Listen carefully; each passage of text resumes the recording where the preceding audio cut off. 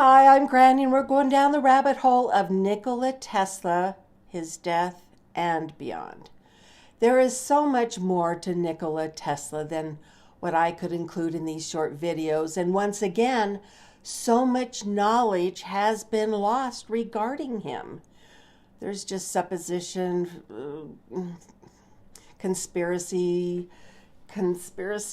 theories. I honestly don't have a lot.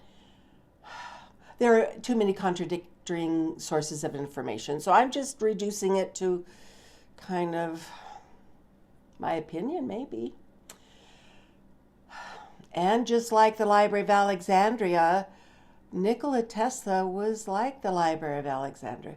So much about him has been lost. Anyway, Nikola was a Serbian Orthodox, and the Serbian Orthodox Church does not permit cremation. So why would Nikola's nephew Sava choose to cremate him? Some believe the OSS, otherwise known as the CIA, and FBI agents were the ones who removed many of Nikola's documents from his room before the others found his body. World War II was still raging in Europe at the time of Nikola's death, which could have led some to believe his death wasn't a natural death, and that some of Nikola's suspicions were more accurate than people gave him credit for. A New Yorker employee stated the hotel manager, Mr. Doty, and private Boyce Fitzgerald accompanied Sava Kusanovic into Nikola's room after his death. According to the New Yorker hotel records, there has never been a manager by the name of Mr. Doty. The FBI finally declassified some 250 pages of Tesla-related documents under the Freedom of Information Act in 2016. Those redacted documents are challenging to read and understand. But what could be read were references to Boyce Fitzgerald, who appears to be an associate of Nikola's through MIT, Massachusetts Institute of Technology. One of the FBI redacted documents, it reads, quote, "In 1945, we talked to Private Boyce Fitzgerald, who stated he had been associated with Tesla and that the Army believed that Tesla's death ray is the only defense against atom bombs," end quote. Then in March of 2018, the Federal Bureau of Information released an additional 64 pages of previously processed material regarding Nikola. I will leave you to go down that rabbit hole. At the time of Nikola's death, according to Sava's secretary, Miss Charlotte Moser, Sava was in New York at the time of Nikola's death. In her notes written on January 8, 1943, she was called to meet Sava in Nikola's hotel room. When she got there, Mr. Kenneth Sweezy, Swezey, a locksmith, was there. She stated police and other government officials had been there previous to her visit. She said the safe was opened, and at what point it was opened, it isn't clear. The contents briefly reviewed and was locked again with a new code. What happened to all of Nikola's trunks and papers? According to different records, Nikola stated he had 80 trunks of documents. The OSS, CIA, claim 30 trunks. The FBI, 80 trunks. The Tesla Museum in Belgrade, Serbia, stated they received 60 trunks, but they were in different kinds of containers. Professor John George Trump stated he was asked to review 30 trunks with about 200,000 documents.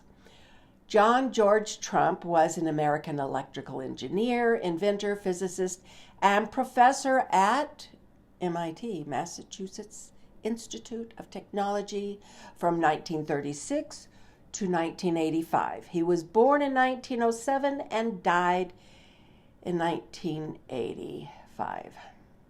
He was a recipient of the National Medal of Science and a member of the National Academy of Engineering. He was also President Trump's uncle.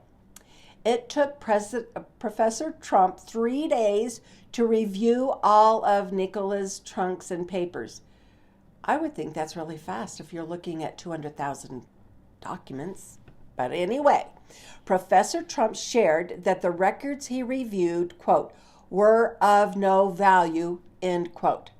The purpose of his review was never shared, but with World War II raging, we can guess and understand that it was natural for the FBI and the OSS to be interested in any scientific ideas involving weaponry. Some were concerned that Nikola's papers might fall into the hands of the Axis powers, Germany, Italy, Japan, or the Soviets. Some believe Nikola was killed by Nazis for his Teleforce peace ray. There were rumors in Germany near the end of World War II that Nazi Germany had created a weaponized beam of deadly energy. Allied forces captured a base where top scientists were working on a, quote, solar or sun gun, end quote. Some documents state that Nikola's property taken from his hotel room was seized by the Office of Alien Property. This was confusing because Nikola had been a U.S. citizen for 52 years. Since 1891. I don't know.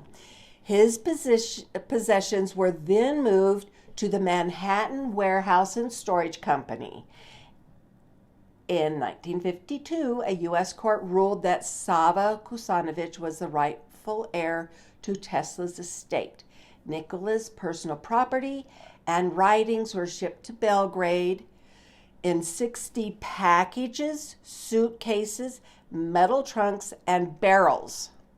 The material was stored at the Belgrade University Faculty of Engineering, Electrical Engineering, and then moved to the Nikola Tesla Museum. The FBI originally recorded that Nikola had about 80 trunks, but only 60 arrived in Belgrade.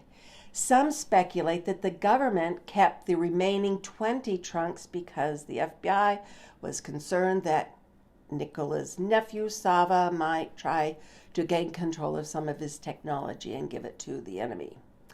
According to many experts, 80% of all current technology we use today can be credited to Nikola Tesla. So what about free energy suppression that seemed to plague Nikola? Does the United States Patent Office intentionally delay and or deny patents that would provide free energy?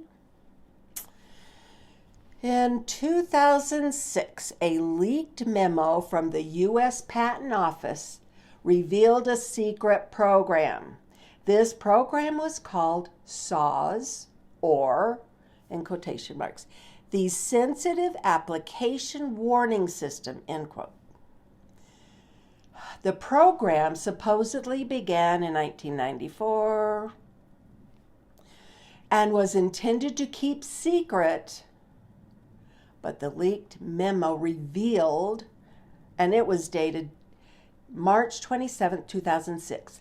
That memo revealed how inventors, creators, and those submitting their patents for free energy or similar inventions were threatened with huge fines, issued gag orders if they shared or revealed their patents, or claim they were ignored or denied.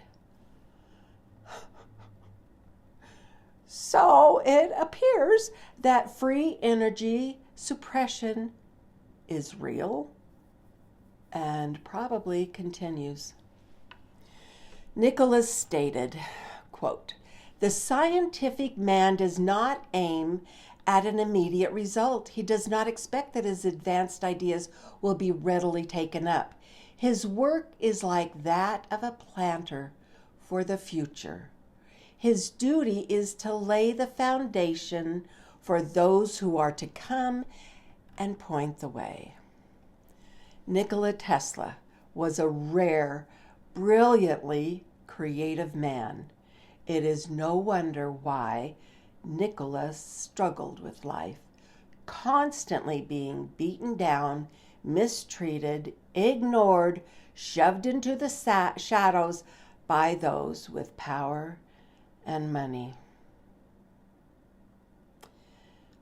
I am grateful to him and his creations, allowing me to enjoy the many comforts I have. And I also believe not all heroes are celebrated in this life, but I am sure they will be in the next. Thanks for spending this time with me. Please join me again when Granny goes down the rabbit hole. Thank you.